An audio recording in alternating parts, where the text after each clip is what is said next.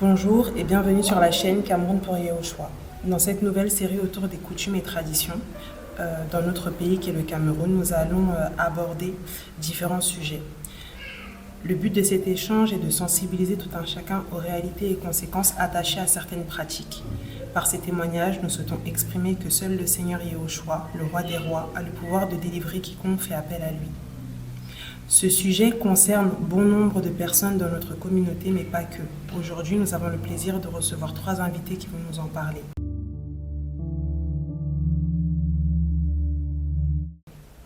Ma maman nous a accouché 9. Dans les 9, la sorcellerie qu'on devait éterniser, détruire tous ses enfants. Qu'on devait détruire tous ses enfants, le Seigneur n'a pas permis. Elle priait, parlait seulement.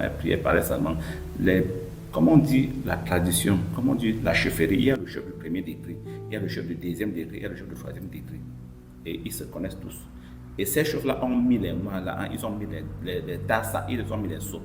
Le sope parce que le bandune est grand. Le sope ici connaît le sope de là-bas.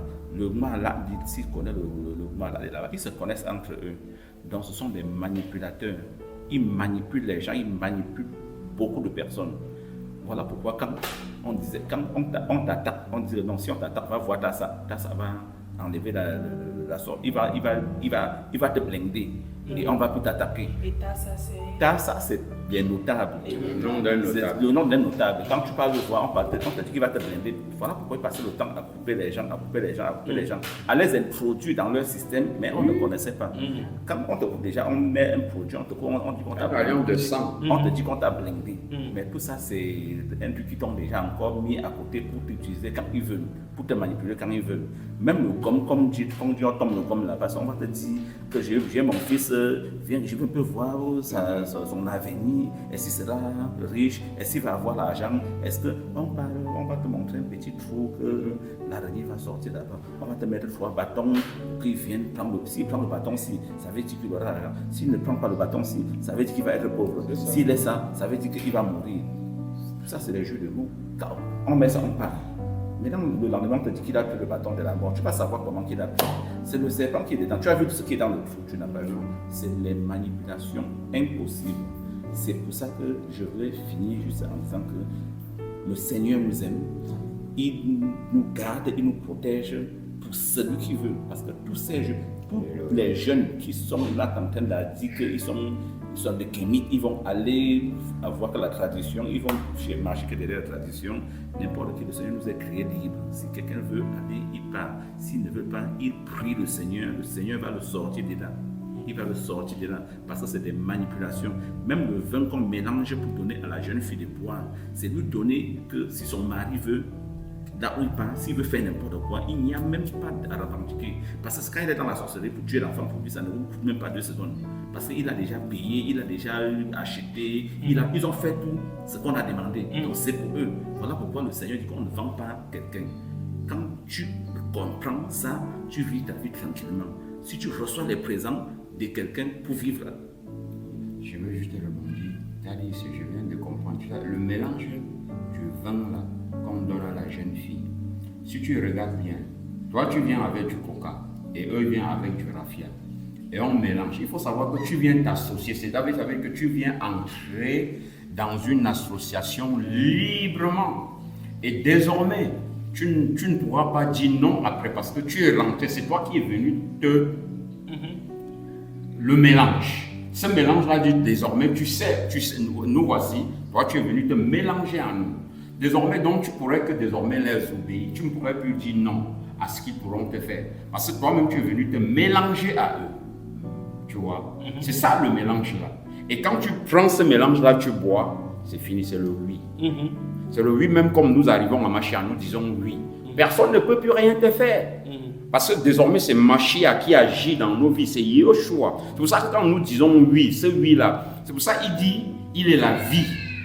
C'est la vie. Quand tu dis oui à la vie. Mais sauf que ici, c'est un mélange des humains. C'est un mélange des humains. L'humain, c'est qui est l'humain? Donc, c'était juste pour rebondir à ça. Que quand tu viens te mettre dans ce mélange-ci, tu viens trouver une alliance qui est là, tu rentres dedans, ne crois pas que tu as encore ton mot à dire, parce que ce sont eux qui tiennent désormais ta vie parce que tu es venu te retrouver dedans. Merci. Voilà pourquoi je voulais juste dire que vraiment que celui qui écoute ces paroles, vraiment donne sa vie au Seigneur, à Yahushua Mashiach qui est le roi des rois. Parce que tout ça, c'est des tromperies inutiles. Tout ça, c'est des jeux de mots que tu ne connais pas, tu t'embourbes dedans. Quand tu parles, même jusqu'à chez nous, même partout dans le monde entier aujourd'hui, il y a des réunions quand tu entres dedans, tu ne sais pas là où tu parles. Quand déjà on met seulement l'eau ou bien le vin, quand tu portes, tu bois, ça veut dire que tu fais partie déjà d'eux. Qu'on ait les yeux focalisés sur le Seigneur.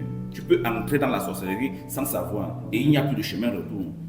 Il n'y a plus de chemin retour. Comme tu entres là, on dit qu'on te sert un verre d'eau, tu dis oui. Quand on te sert un verre d'eau ou bien un verre de vin, tu es déjà dedans. Tu n'as plus de retour. Il n'y a pas de retour de là. Si tu es déjà entré, c'est fini. Voilà pourquoi je dis à tous ceux qui m'écoutent, qui suivent le Seigneur, il n'y a rien que le Seigneur qui peut nous délivrer de toute la sorcellerie, de toutes ces histoires de tradition, de toutes ces histoires de mélange. Parce que ce n'est que mélanger, ce n'est que tromper, ce n'est que chercher pour avoir de l'argent, pour prélever de l'argent et finir ta vie. Il n'y a rien et rien que ça. En dehors de ça, il n'y a pas autre chose là-dedans. Ce n'est que les manipulations.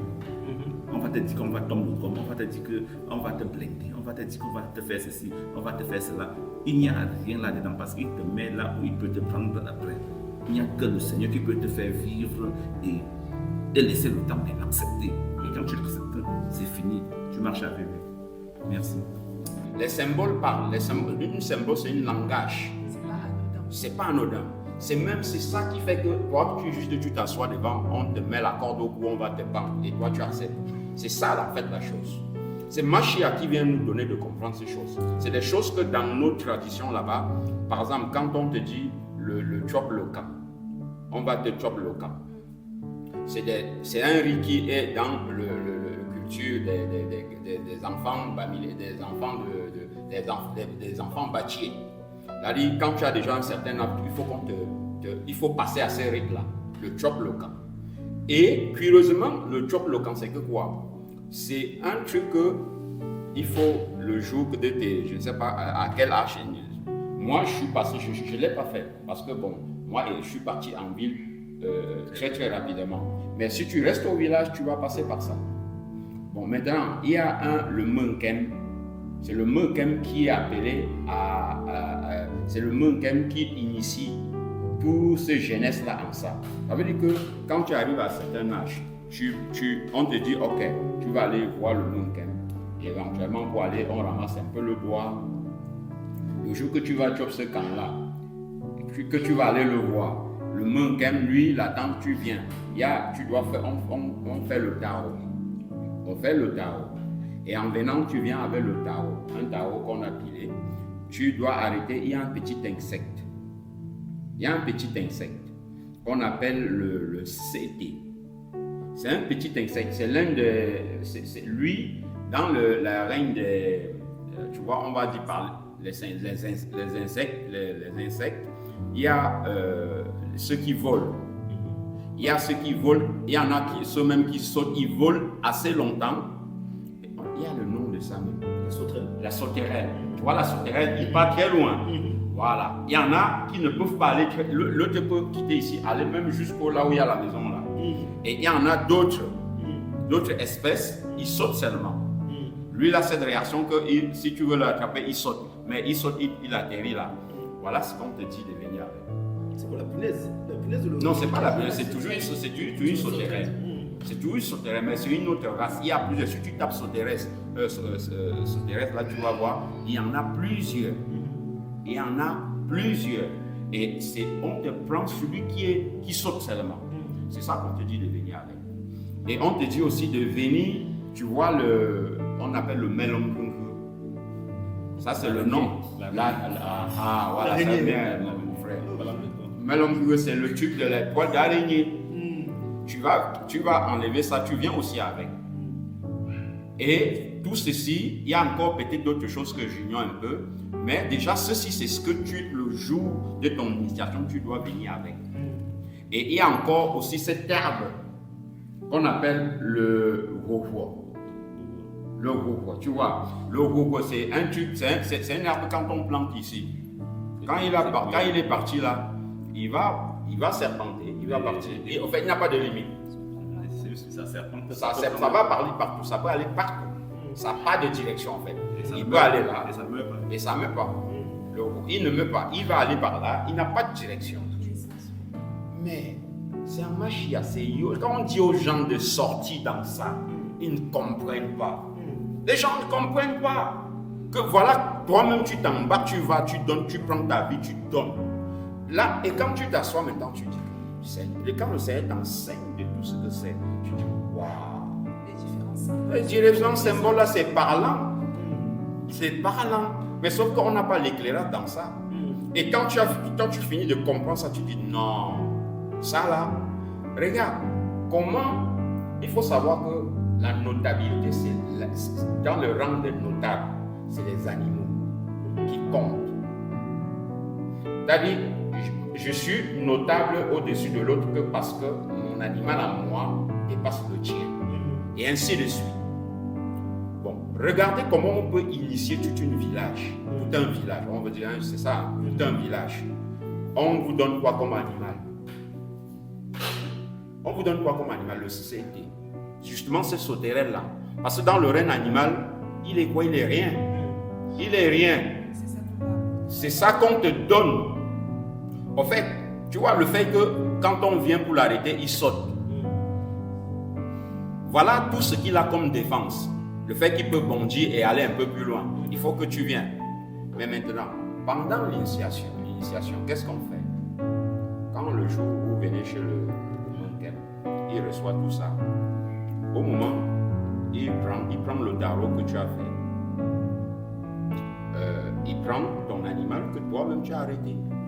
Quand tu viens, il est vivant. Il est bien en vie. Malgré même qu'il saute là, ça suffit encore toujours pour échapper. Parce que c'est sa part de défense que le Seigneur a donnée. Quand hop, il pressent, il saute. Boum. Et quand il saute là, il faut encore que il faut un peu des efforts pour la. Tu vas l'arrêter. Ça, il ne va pas aller loin. Mais regardez curieusement. Quand le Munkem prend, quand celui qui vient ici, il prend, il fait quoi? Il presse, il le prend par la tête, il le presse. Non, il ne le tue pas. Oh, il ne le tue pas. Il le presse justement pour l'étourdir. Avant de le placer au milieu du tarot que tu es venu, parce qu'il prend le tarot, il prend il prend ce que tu vas pouvoir avaler. Il prend le CT là, il étourdit. Parce que il écrase suffisamment sa tête sans qu'il meure. Juste pour que quand on le place, pour qu'il ne saute pas. Est-ce que tu comprends? Parce qu'il est encore vivant, si tu le mets, il va sauter. Mais ça a une signification. Pourquoi il presse sa tête? S'il le met dans le tarot sans presser sa tête, il le tient avec le tarot, il ne va pas bouger parce que c'est un petit insecte de rien du tout. On peut dire qu'on peut accepter. Bon, maintenant, il le met, il le presse la tête. Comme quoi, il a juste pour l'étourdir. On le met au milieu. On prend le melon, on enroule. On prend aussi le petit feuillage que tu es venu avec, on intègre. Et maintenant, il prononce des paroles. Il parle. Il fait des petits crachats dessus. Parce qu'on ne donne que ce qu'on a. Le Munkem, c'est ce qu'il a, il va te donner. Mais qu'est-ce qu'il est en train de te donner? Il prend de son autorité. Mais quand je dis même il ne te donne pas. Amen. Il ne te donne pas. En fait, il assujettit cet animal qu'il est en train de te donner avec ce qu'il a. Parce que quand il fait des petits crachats, il parle et il fait des petits crachats. Et ce petit feuillage-là, aujourd'hui, on comprend ce que ça veut dire. Parce que c'est un arbre qui est capable d'aller n'importe où. Ça veut dire que désormais, tu les appartiens. Peu importe où est-ce que tu vas aller dans le monde, ils te trouveront. Et le lien qui est le melon là, ces ficelles-là ne se rompent pas vite. À part ces ficelles-là, tu peux le tirer comme tu veux. C'est ce que c'est en train de dire. Alors, autant mieux que tu tires, tu vas n'importe où ils ont. Disons, il y a tout ce lien-là. Ils te le ramèneront. Peu importe où tu es, ils vont te trouver. N'importe quelle direction que tu es, tu n'iras nulle part au fait. Maintenant, le fait que cet animal-là, on l'a étourdi, ça veut dire que c'est toi en fait. Cet animal-là symbolise toi, c'est ton animal que toi-même tu es venu avec. C'est la place que tu as dans la... C'est ça qu'on nous initie avec. C'est toi qui es venu avec pour qu'on t'initie avec. C'est ce que désormais c'est ton rang d'animal. Ça veut dire que dans le monde spirituel des animaux que les notables ils ont, on connaît ton animal. Maintenant, ils ne veulent pas que quand ils viennent pour te prendre pour aller faire les choses, tu fuis. Voilà pourquoi on presse un peu la tête sans te tuer, pour juste t'étourdir. Tu vas voir toutes ces personnes qui sont passées sur ces rites-là. Tu vas voir toujours que dans leur vie, il y a quelque chose qui les manque. Ils sont toujours comme un peu abrutis, comme étourdis. Ils ne montent, ils ne descendent. Leur vie est comme arrêtée. Moi, quand je dis ça, je vois ça sur les enfants de l'Ouest. Parce que si je parle en connaissance de cause, je vois ceux à qui ils sont passés par ça. Leur vie n'a pas de signification parce que tu n'es rien. Tu es contrôlé par une élite que tu ne peux pas. Parce que justement, on t'a initié à ça. Tu n'es rien. J'ai témoigné ceci. J'ai pris toute cette expression, j'ai donné à un gars, à un enfant de l'Ouest qui se disait qu'il est un chef, qu'il est issu de la chefferie. Mais j'ai vu comment sa réaction. J'ai vu la réaction directe. Moi, j'ai dit, Seigneur, nullement ce n'était le Seigneur. Moi, j'ai cru qu'il allait se transformer que devant moi. Parce qu'il a compris, il a reçu. Il a compris que sa vie ne tourne pas, que quelque chose ne va pas dans sa vie, qu'il tourne en rond. Je l'ai dit encore à un de mes propres frères qui est passé par ça. Il lui a dit quoi? Que voici ma vie s'est arrêtée en plein milieu de l'eau. Il ne peut pas savoir s'il monte, il ne peut pas savoir s'il descend. Et en fait, quand tu regardes mon frère là, lui que dans la famille, il a été toujours celui. En fait, on ne sait pas réellement là où il est. Il ne monte pas, il ne descend pas. Rien de pour lui ne marche. Parce que vous avez été initié de ça. On te tient. Mais quand on dit Mashiach nous rend libres de toutes ces choses-là, voici là où les gens doivent recevoir. Les gens butent toujours, alors qu'ils n'ont aucun éclairage de ceci. Des petits trucs qu'au départ on a pris, toi-même tu es allé te mettre dans un truc. Il n'y a que Mashiach peut nous qui parlons aujourd'hui, moi qui parle là, moi je suis sorti de toutes ces traditions, de toutes ces choses-là. Parce que c'est Mashiach qui est rentré dans ma vie et il me donne de voir ces choses-là. Parce que l'œuvre de la croix, c'est ce qui apporte la vie. C'est ce qui vient restaurer toutes ces choses-là qu'on a volées dans nos vies. Donc vraiment, c'était pour apporter juste ces parenthèses, pour dire le symbole parle. Quand tu parles déjà, il faut regarder quel type d'herbe. Pourquoi la terre? Il faut dire, Seigneur, pourquoi justement on met la terre sur le front? Pourquoi le front, c'est quoi? C'est la pensée. Désormais, ce que tu penses, on veut connaître ce que tu penses. C'est-à-dire, c'est pourquoi la terre? Pourquoi on prend la terre pour mélanger à pourquoi la terre? Et quand tu sauras ceci, c'est là où l'éclairage, c'est là où la délivrance va commencer à arriver aux gens. C'est justement la terre parce que, comme j'ai dit tout à l'heure, les Bamileke, ils connaissent la parole de Yoshua. Mais ils la font, ils la lisent à l'envers parce qu'ils sont dans le monde satanique.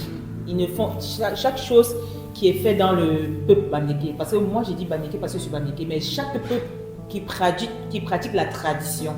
Parce que la tradition ne va pas avec la parole de Yoshua quand ils font des choses avec la terre. Parce qu'ils savent que vanité, vanité, poussière, poussière. Nous venons de la poussière. Donc ils connaissent la portée de cette parole-là. Quand ils prennent la terre, c'est déjà pour que, quel qu'en soit le lieu ou l'endroit, la personne va y aller, la personne va retourner où elle a commencé son initiation avec la terre. Parce que maintenant, le monde de la sorcellerie, il y a beaucoup de personnes qui marchent avec la terre. Chez les Bamileke, il y a beaucoup qui ont les portefeuilles, ils ont un peu de terre de leur village dans le portefeuille qui marchent avec. Ils disent que ça les protège. Et ils se disent que c'est normal, mais juste parce que dès le départ, comme j'ai dit, le rite a commencé avec la paix du cordon, avec du cordon ombilical. Donc la terre appelle. Quand ce rite a déjà commencé, c'est déjà, en fait, c'est la porte à tout. Parce que quel qu'en soit ce que l'individu fera, ce premier rituel là va toujours l'appeler en fait. Et c'est d'où partent tous les enchaînements. Parce qu'aujourd'hui, on va dire, ah, chez les Bamileke, ils sont dans les rites des ancêtres. Ils ne le font pas volontairement parce que la plupart, ils ont vécu ces rites sataniques là. Pour moi, ce sont des rites sataniques aujourd'hui. Mais pas le passé, quand je n'étais pas délivré en Yoshua, je ne prenais pas ça comme des rites sataniques. Je me disais que c'était normal. Aujourd'hui, avec le discernement que Yoshua me donne, j'ai compris que ce sont des rites sataniques. Et ça, déporter, c'est un appel. C'est un cordon qui tire en fait. Donc, quel qu'en soit où la personne va, ça t'est l'appel. Parce qu'un rituel avait déjà fait à l'avance. Et vu les paroles qui ont été prononcées, les choses qui ont été faites durant ce rituel, quel qu'en soit là où l'individu va se trouver, l'individu va toujours rentrer. Inconsciemment, c'est inconscient en fait. Ce sont des liens qui, pour les briser, il faut vraiment la grâce de Yoshua dans cette personne, dans cette vie-là. Parce que si Yoshua ne te choisit pas, il ne t'appelle pas pour ta délivrance, tu ne peux pas faire de ta propre chair. Parce que quand on vit dans l'ignorance, quand une personne vit avec un voile, il faut que c'est Yoshua qui vient, qui brise ce voile-là. Il n'y a que lui seul qui a l'autorité pour déchirer ce voile. Parce qu'il n'y a aucune autorité qui va le faire. Parce que les autres, après Yoshua c'est la lumière. Quand tu n'es pas avec la lumière de Yoshua, obligatoirement tu es dans la ténèbre en fait. C'est parce que les gens qui pensent que ah non, ils prient, ils sont chrétiens, ils prient, ils vont à l'église et après ils font les traditions, les deux se mélangent. Les deux ne se mélangent pas. Et de plus en plus, ça se voit. Parce que même en pays bamileke, de plus en plus, les chefs ne veulent plus des chrétiens qui vont à l'église et qui viennent se mélanger avec. De plus en plus, ils les dénoncent. De plus en plus, même ceux qui sont kémites, qui vont dans leurs initiations de kémites, ils refusent catégoriquement, ils disent les blancs. Parce qu'ils prennent tout le prétexte, les blancs vous ont trompé. Mais sauf que une personne qui a le voile déchiré, qui est éclairé par le Seigneur, que l'esprit commence à se réveiller, parce que en ce moment, c'est l'appel de Yoshua. Quand Yoshua commence à t'appeler dans l'intimité, tu commences à comprendre des choses. Tout à petit t'enseigne doucement, jusqu'à ce que tu l'acceptes en fait. Donc nous vous remercions d'avoir pris le temps de partager votre témoignage avec nous. Nous bénissons le Seigneur Yoshua qui nous a assistés tout au long de cette table ronde. À vous, chers auditeurs, si vous êtes intéressés pour partager votre témoignage sur le thème coutumes et traditions au Cameroun, vous pouvez nous contacter depuis le mail camerounpouryehoshua@gmail.com ou depuis le site internet Cameroun pour Yehoshua dans la rubrique Contact. Merci pour votre écoute et à très bientôt.